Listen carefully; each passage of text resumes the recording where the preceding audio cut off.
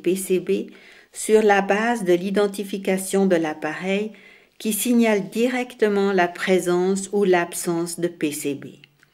Que faire alors si l'on ne peut déduire sans ambiguïté de la plaque d'identification ou de l'inscription sur un appareil si les PCB sont présents ou non? Dans les transformateurs, il est bon dans ce cas de contrôler le réfrigérant. Cette opération ne doit cependant être effectuée que par une entreprise homologuée. Un contrôle s'effectue comme suit. On place un bac de récupération sous la vanne de vidange qui se trouve en bas de la cuve du transformateur. Puis, on prélève la quantité d'huile nécessaire pour le test dans un récipient en verre parfaitement propre. Revissez ensuite avec soin le bouchon de vidange et appliquez au récipient et au transformateur une étiquette avec les précisions sur le prélèvement.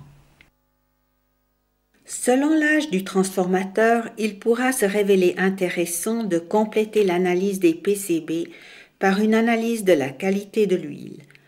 Une huile dégradée peut raccourcir considérablement la durée de vie d'un transformateur, voire même provoquer un court-circuit. Plusieurs possibilités existent pour déterminer la teneur en PCB.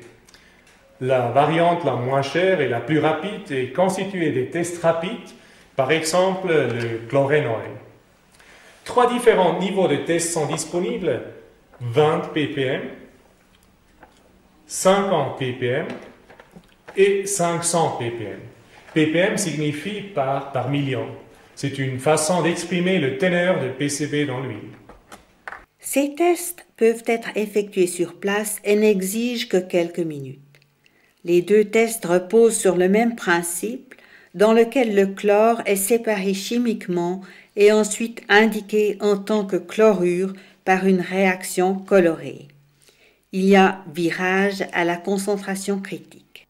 Par exemple, pour un test au niveau de 50 ppm, une réaction colorée indique que l'huile contient moins de 50 ppm de PCB, alors qu'une réaction incolore indique que l'huile contient plus de 50 ppm de PCB.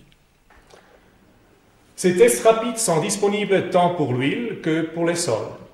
Ils sont effectués au Maroc par des représentants du laboratoire national à Rabat. Faisons-y une visite.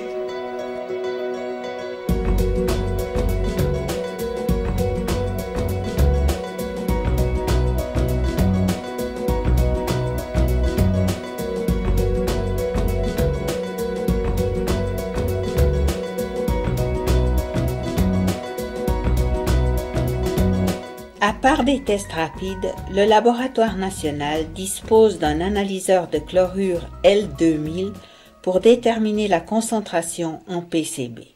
Dans l'analyseur de chlorure L2000, la préparation de l'échantillon repose sur le même principe que dans le test rapide, mais la teneur en chlorure est déterminée quantitativement avec l'instrument de mesure. Si l'on veut déterminer avec précision la teneur en PCB, on choisira une analyse de laboratoire par chromatographie en phase gazeuse. Ce procédé est bien évidemment beaucoup plus cher que les tests accélérés.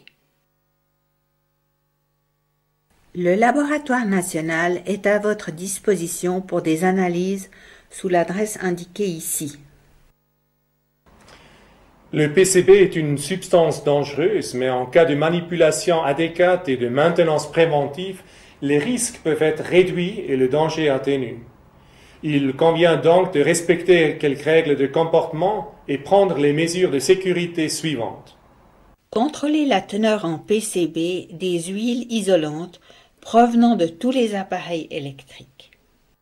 Après la promulgation de la réglementation sur les PCB, tout détenteur de PCB sera dans l'obligation de transmettre à l'aide d'un formulaire disponible auprès du secrétariat d'État chargé de l'environnement une déclaration sur l'utilisation d'appareils contenant des PCB, d'huile isolante et de liquide de refroidissement contenant des PCB y compris les huiles de réserve en citerne et en fût, seront également à déclarer les déchets solides contaminés par les PCB, par exemple chiffons de nettoyage ou absorbants, les parties de bâtiments contaminés par des PCB par accident, par exemple béton, les sols et boues contenant des PCB.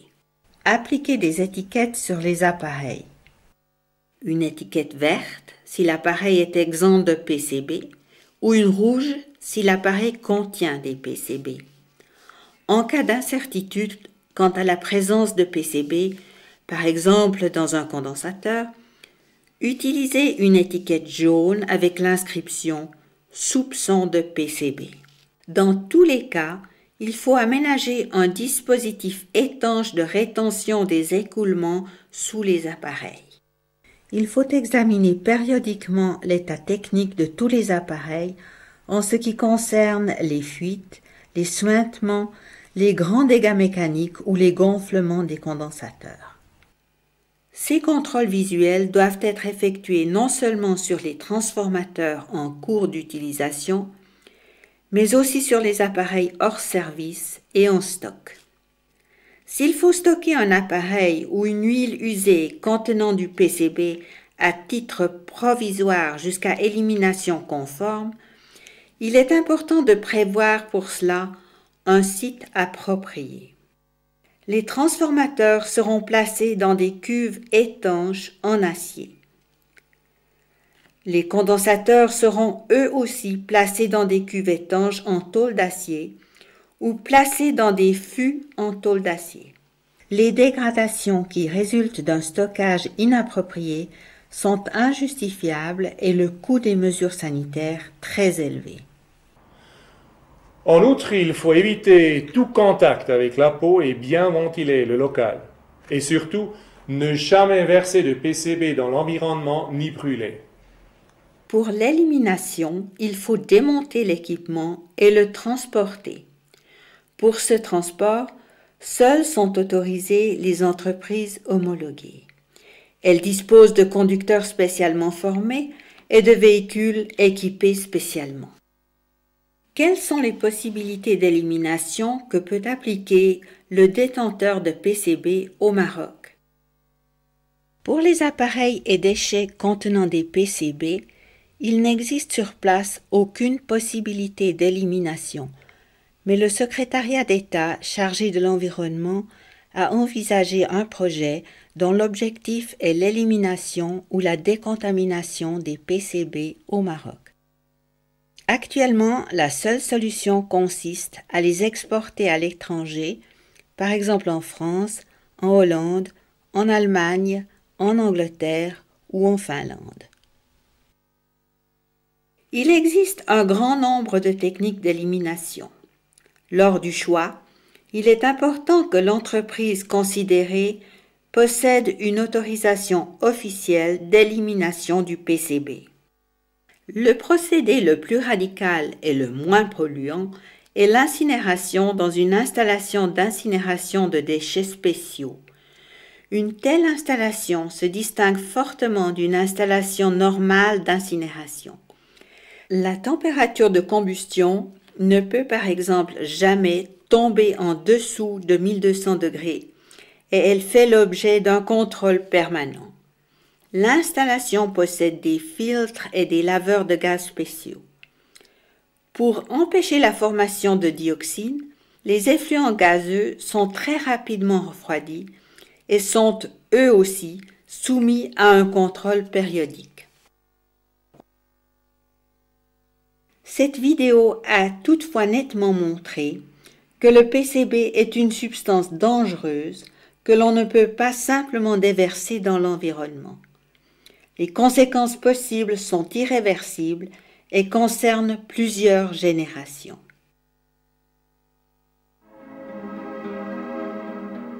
En ce qui concerne les PCB, mieux vaut prévenir que guérir est certainement l'adage approprié.